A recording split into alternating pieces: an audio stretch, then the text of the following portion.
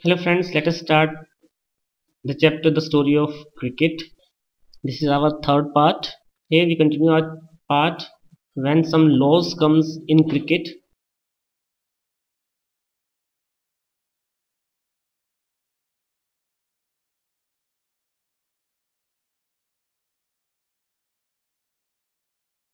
The first law of cricket was introduced in the years that is the 1741 44. Now they introduced two umpires in cricket,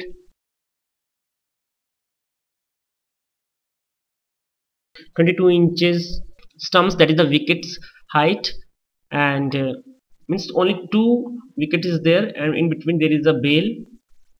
This is 22 inches and this one is of 6 inches.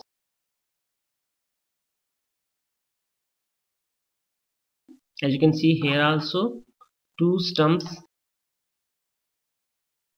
that is the wicket, but the ground is like here is the pitch, and one stump is here and another one is here, so there is two stumps in between a pitch.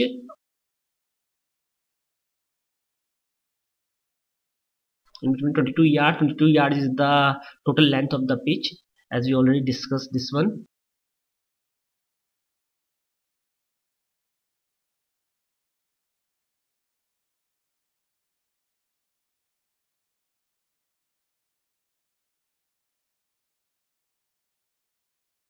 Major changes that took place in between 1760 to 1770. Now they throw ball through air, like when batsmen come he throw ball like air. Before that they roll the ball, but they throw ball under arms. That was a system of cricket, but now they throw ball, and obviously when they start throwing ball, the new systems of or the new possibilities opens for spin and swing the balls, etc.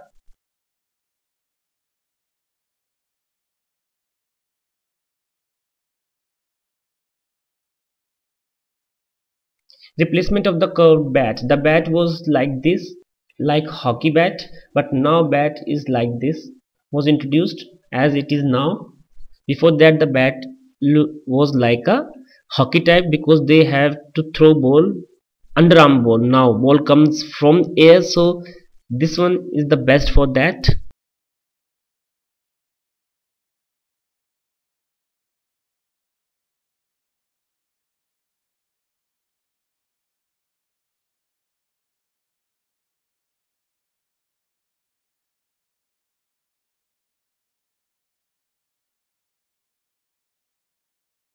5.5 to 534 is the weight, ounce is the weight of the ball, and the width of the ball is 4 inches. The later ruling followed an innings by batsmen who appeared with a bat as wide as the wicket at that time.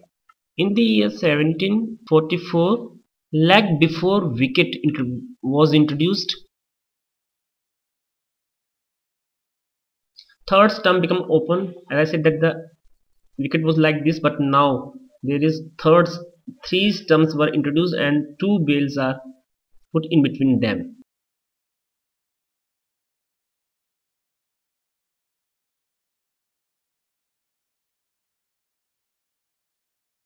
In the year 1780, 3 days had become the length of a major match, which is now 5 days match. This was introduced and the match were held in between the teams.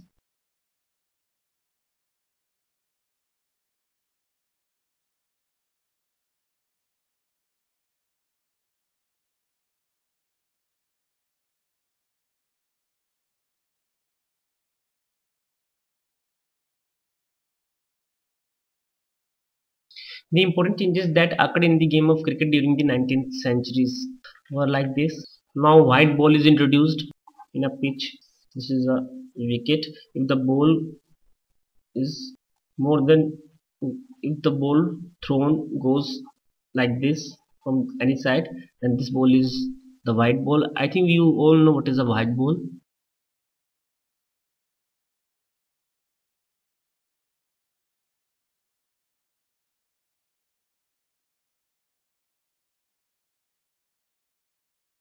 The exact circumference of the ball was specified.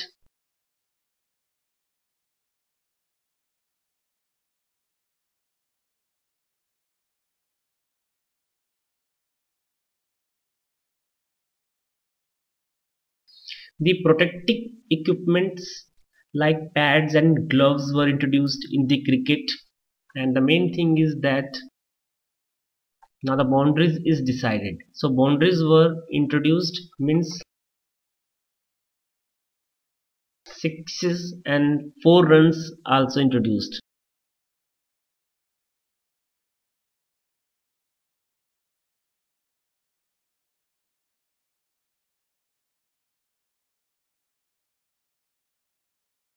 Cricket in the Victorian England. As we know that the society's effect always we see everywhere in art, architecture, sports, culture, society, every part, customs, etc.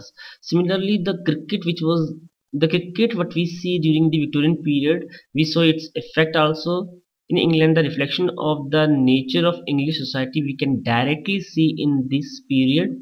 As example, the players were divided into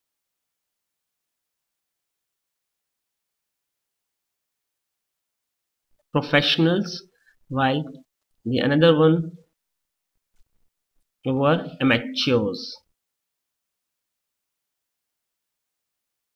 These are those people for their livelihood, means for their livings, for earning money. So they get, for them it is their profession. So and they were paid for the cricket.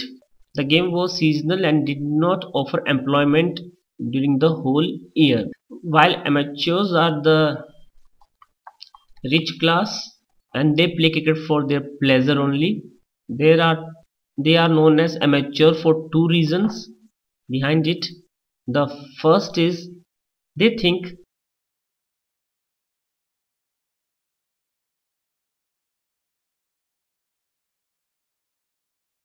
that it is a sport which is a kind of leisure only. And the second one is there was not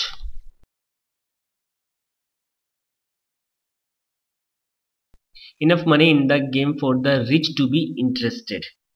The society's superiority of amateurs was built into the customs of cricket, which we can see still now also. You will be surprised to know that in a stadium they enter from a different entrance. There is a separate entrance for this and separate entrance for the professionals. Amateurs tended to be the batsmen, means they just do batting only, and this the other work of, means the work of hard work, energetic work, means bowling and fieldings, that's were done by the professionals only. These amateurs do only batting, and that is why we see in the customs of cricket rules and regulations totally favor batsmen, and that is why we were saying that cricket is a batsman game.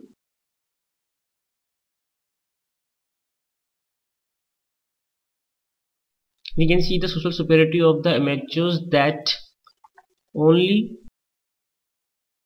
batsmen become the captain of the cricket. Till 1930s only batsmen become the captain and bowlers were not allowed. Later we see that bowlers were allowed in cricket, as we all know that the benefits of the doubts till at present also goes in favor of the batsman, and that is because the cricket was a game of batsmen, the game of amateurs, the game of gentlemen.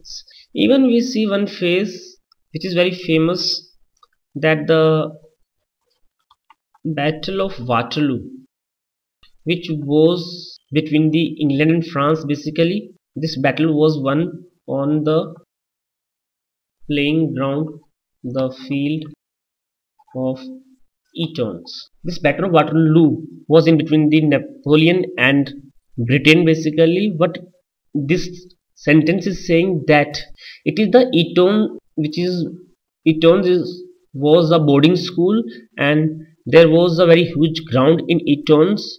Whatever the discipline learned by the students of Eton's, and they learn it, they also learn cricket from this ground, Eton's, and it is this ground from where students, first above students who become businessmen and done a lot of economic contributions in the financial house of the city of London, as they become the iron works of Scotland, Wales, and the mills owners of the Lancashire. They done a lot of financial help to the city of London. And the second thing is that the students comes from the Etons become a very brave soldiers, and it is it was those soldiers who beat Napoleon in this war. So both the things happen because of the Eton schools, and that is why the famous this phrase is saying that the Battle of Waterloo was won on the playground of the fields of Eton.